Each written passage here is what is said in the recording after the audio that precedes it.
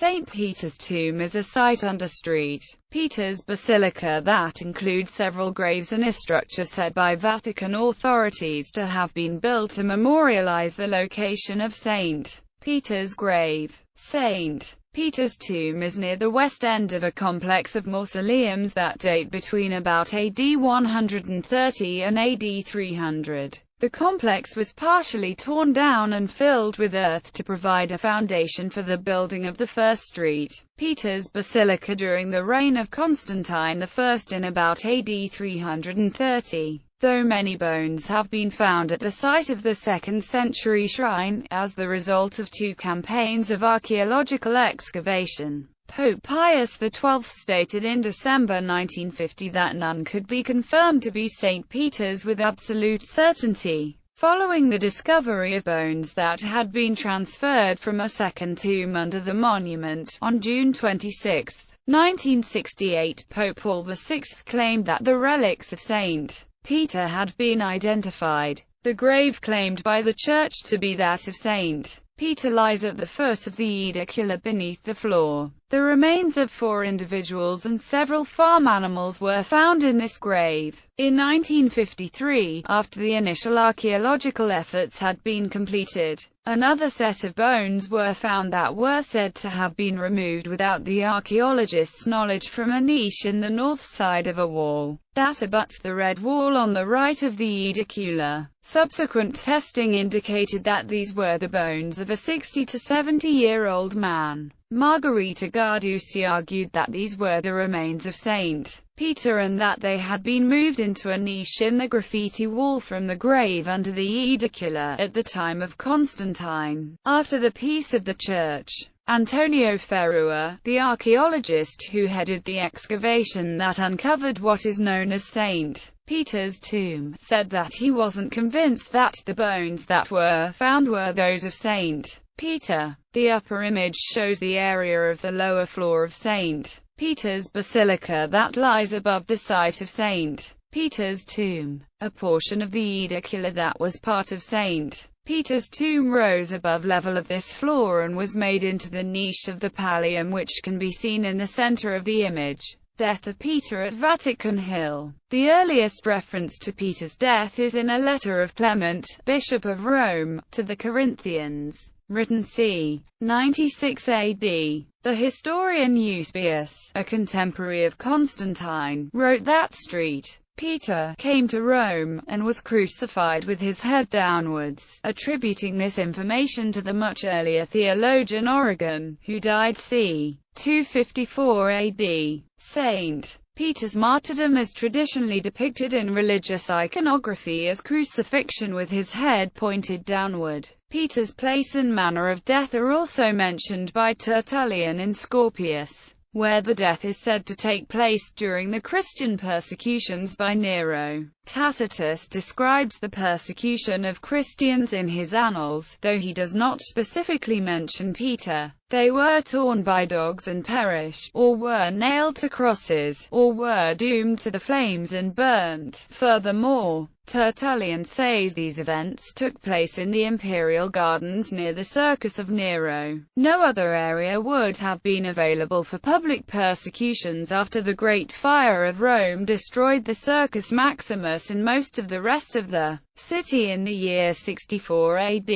This account is supported by other sources. In the Passion of Peter and Paul, dating to the 5th century, the crucifixion of Peter is recounted. While the stories themselves are apocryphal, they were based on earlier material, helpful for topographical reasons. It reads, "Holy men took down his body secretly and put it under the terebinth tree near the Naumachia, in the place which is called the Vatican." The place called Naumachia would be an artificial lake within the Circus of Nero where naval battles were reenacted for an audience. The place called Vatican was at the time a hill next to the complex and also next to the Tiber River, featuring a cemetery of both Christian and pagan tombs. Tracing the original tombs, Dionysius of Corinth mentions the burial place of Peter as Rome when he wrote to the Church of Rome in the time of the Pope Soter, thanking the Romans for their financial help. You have thus by such an admonition bound together the planting of Peter and Paul at Rome and Corinth. For both of them planted and likewise taught us in our Corinth.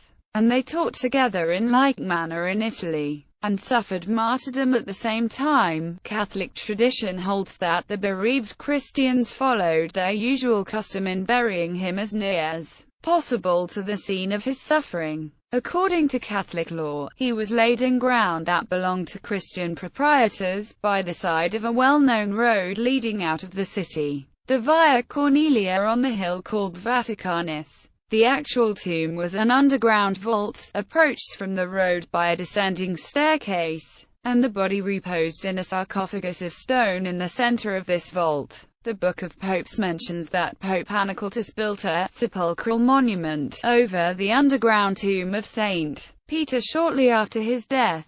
This was a small chamber or oratory over the tomb, where 3 or 4 persons could kneel and pray over the grave. The pagan Roman Emperor, Julian the Apostate, mentions in 363 AD, in his work 3 Books against the Galileans, that the tomb of Saint Peter was a place of worship, albeit secretly. There is evidence of the existence of the tomb at the beginning of the 3rd century, in the words of the presbyter Keys refuting the Montanist traditions of a certain Proclus. But I can show the trophies of the apostles. For if you will go to the Vatican, or to the Ostian Way, you will find the trophies of those who laid the foundations of this church. These tombs were the objects of pilgrimage during the ages of persecution, and it will be found recorded in certain Acts of the Martyrs that they were seized while praying at the tombs of the apostles. During the reign of the Roman Emperor Valerian, Christian persecution was particularly severe. The remains of the dead, and particularly the Christian dead, had lost their usual protections under Roman law. The remains of Peter and Paul may have been removed temporarily from their original tombs in order to preserve them from desecration by the Romans.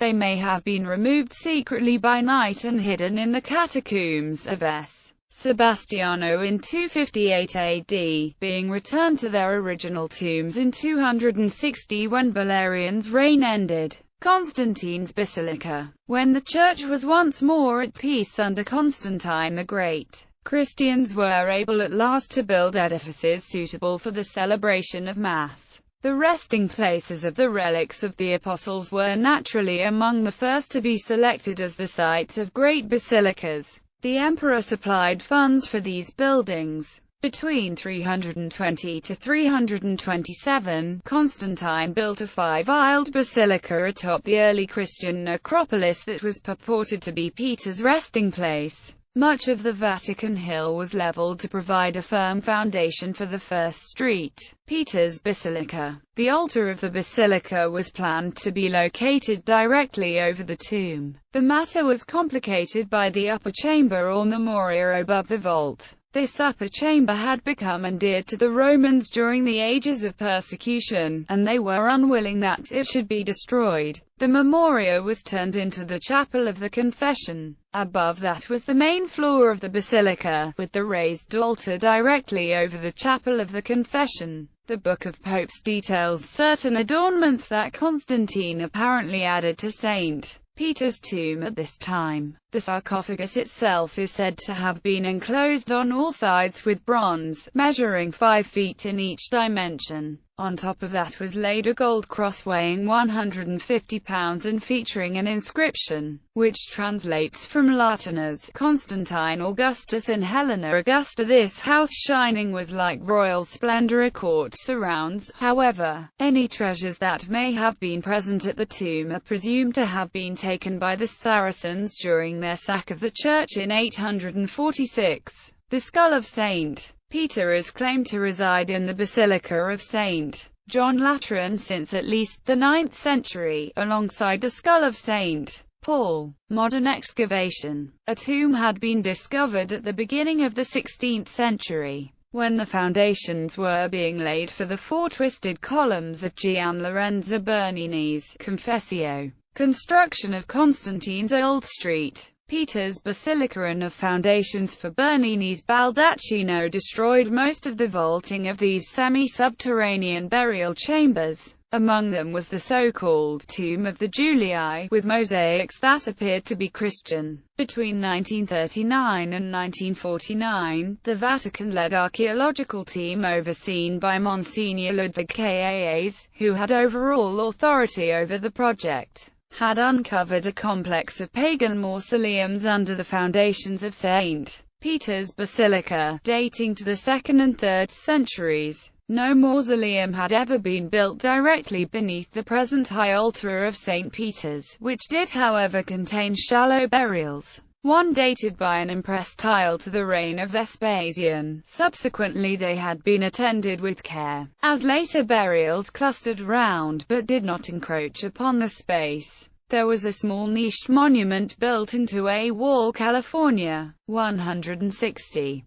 The discoveries made the pages of Life magazine. Bones transferred in 1942. In 1942, the administrator of St. Peter's, Monsignor Ludwig Kaas, found remains in a second tomb in the monument. Being concerned that these presumed relics of a saint would not be accorded the respect they deserved, and having little understanding of correct archaeological procedures, he secretly ordered these remains stored elsewhere for safekeeping. After Kaas's death, Professor Margherita Garducci discovered these relics by chance. She informed Pope Paul VI of her belief that these remains were those of St. Peter. Bone testing revealed that the remains belonged to a man in his 60s. On June 26, 1968, Pope Paul VI announced that the relics of St. Peter had been discovered. Jerusalem ossuaries. In 1953, two Franciscan friars discovered hundreds of first-century ossuaries stored in a cave on the Mount of Olives near Jerusalem. The archaeologists claim to have discovered the earliest physical evidence of a Christian community in Jerusalem, including some very familiar biblical names. The name inscribed on one ossuary has been interpreted to read, Shimon bar Yonah, Simon, the son of Jonah. However, several scholars, both Protestant and Catholic, disputed that the tomb belonged to Peter, one of the reasons being that there was no inscription referring to him as Cefa or Peter. Dr. Stephen Fan of the University of the Holy Land reads the inscription as Shimon bar Zia, the bar Zia being a famous family in Jerusalem. The 43 inscriptions discovered in the Dominus Flevit Cemetery between May 1953 and June 1955 were published with photographs by P. B. Bagatti and J. T. Millick in 1958. Nearby papal tombs. Very little is known about the burial of Peter's immediate successors. Prior to the period when popes are known with relative certainty to have been buried in the various catacombs of Rome, burial near Peter, on Vatican Hill, is attributed to Pope Linus, Pope Anacultus, Pope Evaristus, Pope Telesphorus, Pope Hyginus, Pope Pius I, Pope Anicetus, Pope Victor I. Epigraphic evidence exists only for Linus, with the discovery of a burial slab marked Linus in 1615. However, the slab is broken such that it could have once read Aquilinius or Analinus. With 3 exceptions, each pope prior to Anicetus, the first pope known to have been entombed in the catacombs, is traditionally regarded as having been buried near Peter. A notable exception is Pope Clement I, who was traditionally regarded as having been martyred in the Black Sea near Crimea. Similarly, the original tombs of Pope Alexander I and Pope Sixtus I are unknown, although there are several churches positing mutually contradictory claims of translation.